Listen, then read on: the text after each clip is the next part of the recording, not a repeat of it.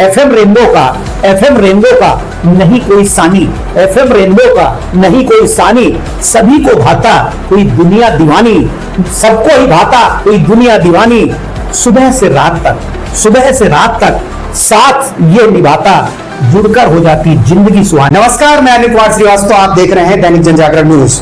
आज हमारे स्टूडियो में आए हैं राम मोहन गुप्ता जी। राम मोहन गुप्ता जी के विषय में बता दें, आप समाजसेवी साहित्यकार हैं और अभी हाल ही में राजधानी लखनऊ में FM rainbow, Akashvani FM rainbow में आप सम्मान लेकर लौटे ही नहीं, आपने लखीमपुर का नाम रोशन किया है और लखीमपुर की आवाज के रूप में आप वहां पे स्टूडियो में प्रतिष्ठापित हुए हैं एफएम रेनबो में।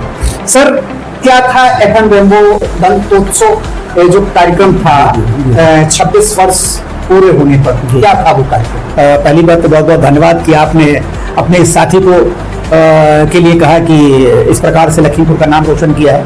जाहिर सी बात है, मैंने क्या किया है तो हमारे लखीमपुर, हमारी नगर की अधिष्ठात्री माँ शंकरा देवी और माँ बीड़ा पानी की कृपा है कि मैं कुछ कर सका।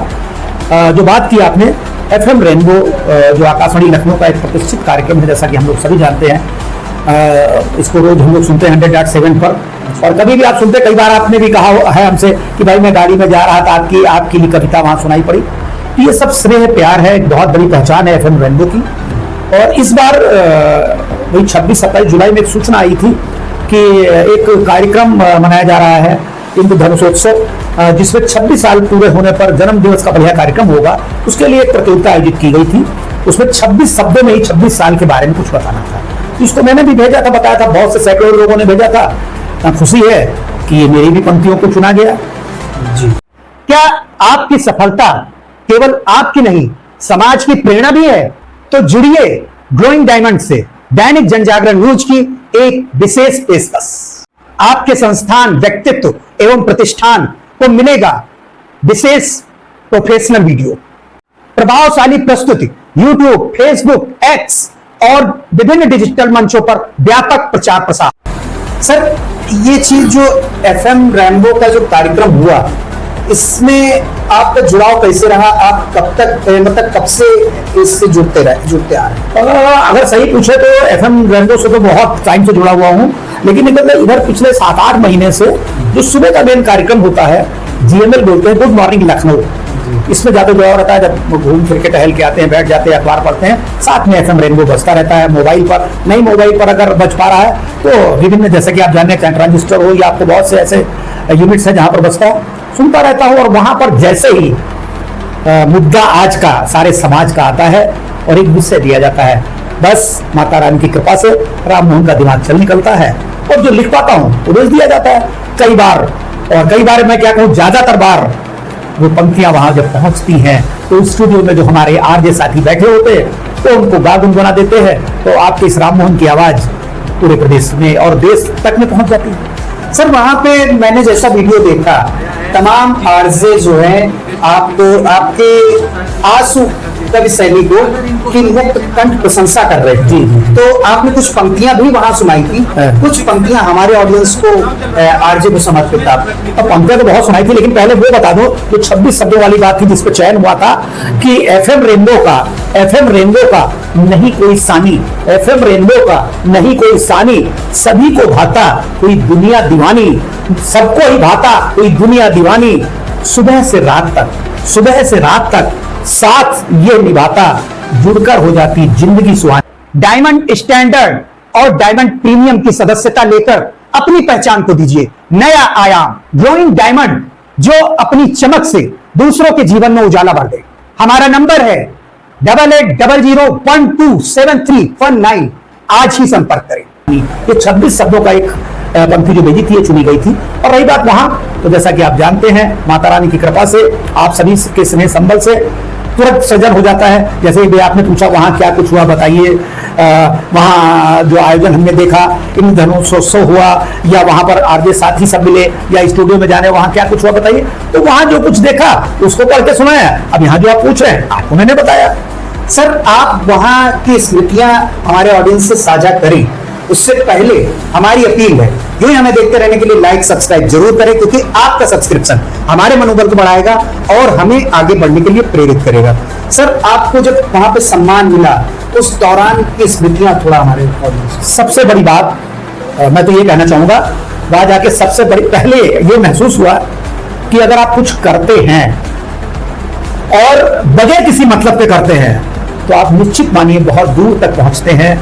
आपका किया हुआ हर किसी को समझ में आता है। हो सकता है सबको ना भाता हो, लेकिन ज्यादातर को भाता भी है, पहली बात। दूसरी बात, जैसे आरजेस को हम सुनते हैं, हम लोगों को लगता है देखिए अरे वाह कितना आसान है, बैठे हैं बोल रहे हैं, लेकिन उनकी भी जिंदगी मुझे लगता है बहुत कठिन होती, काफी तैयारियां करते होंगे। जाहिर सी बात, आप चूंकि खुद ही इस तरीके से एक छोटा सा रोल करते हैं, आप खुद जानते हैं कितना परिश्रम करना होता है। और सबसे अच्छा तो क्या लगा, जैसे मैं वहां पहुंचा और मुझे वहां पर आप राम मोहन गुप्ता लखीमपुर से हैं, तो ये सुना मैंने, I was little bit surprise, क्योंकि मैं तो पंक्तियां भेजता था, मेरी फोटो कहां थी वहां, कैसे वो जानते थे पता नहीं, हो सकता है कैसे जान गए भी तो आप बता सकते हैं नहीं भाई कैसे वो जाने होंगे। हाँ, लेकिन मैं आश्चर्यचकित जरूर हुआ और बहुत अच्छा लगा, क्योंकि वहां पर सैकड़ों, और हम लोगों को लगता है शायद हम लोगों की आवाज बहुत अच्छी, हम बहुत अच्छा बोलते प्रेजेंट करते हैं, वहां छोटे से बड़े तक, चाहे आरजेस हो या एडमिनिस्ट्रेशन से जुड़े हुए लोग हों या कार्यक्रम से जुड़े हुए लोग हों, सब एक से एक शानदार व्यक्तित्व के लोग थे वहां। मतलब एक कहने छोटी सी आयु से लेकर बड़े बड़े सीनियर लोग भी थे, लेकिन सभी फ्रेंडली थे। कितना अच्छा लगा, मैं शब्दों में कैसे व्यक्त करूं, यही कह सकता हूं कि आकाशवाणी लखनऊ में पहुंचकर, आकाशवाणी लखनऊ में पहुंचकर जो देखी उसकी रेनबो की टीम, तो निश्चित मानिए आज भी मेरे दिमाग में बसे हैं वो सारे सीन। भाई वाह। चलते चलते, चूंकि आप राम मोहन सर एक उत्कृष्ट रचना धर्मी हैं, अक्सर सोशल मीडिया पे देखे जाते हैं, विभिन्न ग्रुपों में, व्हाट्सएप ग्रुपों में और फेसबुक ग्रुपों में तमाम रचनाएं आपकी आती रहती हैं, और उसके ग्रुप के जो एडमिन्स लीडर या एडमिन्स टीम है वो आपको बराबर सम्मानित करते रहते हैं।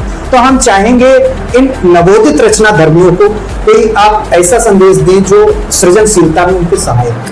बहुत अच्छी बात है, इस बात पर चर्चा करूं, लेकिन एक बात और जरूर कहना चाहूंगा जो मैं वहां भी कहकर आया और आज आपके माध्यम से फिर ये बात फिर पहुंचाना चाह रहा हूं कि देखिए इतना करते करते मेरे पास एफएम रेनबो के दिए गए मुद्दे पर बहुत विषय वस्तु तैयार हो चुकी है, जिसको मैंने वहां भी कहा था, मैं फिर यहाँ आज कह रहा हूं, उसको जल्द ही पुस्तक का स्वरूप दूंगा। और जैसा कि आश्वासन मिला है और आप सबकी दुआ रही, ईश्वर की कृपा रही, माता रानी की कृपा रही, तो वहीं जाकर उस पत्रिका का विमोचन कराऊंगा, अपनी किताब को, पुस्तक का विमोचन कराऊंगा। और जो सबसे बड़ी बात कही कि आज के सृजन कार्यक्रम में बहुत बड़ा सृजनकार नहीं, लेकिन मेरा अपना मानना है बगैर किसी प्रतिफल की चाह लिए आप जब समाज में जो देखते हैं, समाज के लिए जो आपको अच्छा लगता है, जो आपके विचार आते हैं, उसको लिख डालिए। लिखने के बाद, मैं नहीं कहता हर आदमी त्वरित सृजन कर सकता है, लिखने के बाद उसको देखिए, सुधारिए और उसको आगे बढ़ा दीजिए। कभी ये मत सोचिए कि ये अच्छा है बुरा है। हाँ, निगेटिव थॉट से हमेशा बचना चाहिए, सबसे बड़ी बात तो ये। और उससे बड़ी बात भी ये है कि अगर मौका मिले तो ऐसे अगर सृजनकार मिले, चाहे युवा हो वरिष्ठ हो, एक दूसरे से मिलिए, सराहिए और उनको आगे बढ़ाइए, ये सबसे बड़ी बात है। तो राम मोहन सर किस तरीके से आपसे बता रहे हैं कि सकारात्मकता के साथ लिखिए और जरूर लिखिए, और सकारात्मक लिखने वालों को सराहिए भी। और जैसा कि राम मोहन सर ने बताया कि एक बहुत जल्दी रेडियो एफएम में आपकी पत्रिका भी अवलोकन होने वाला है, जिसके साक्षी वहां के तमाम आरजे बनने वाले हैं। तो अब विदा लेना चाहेंगे और लास्ट में फिर हमारी अपील वही,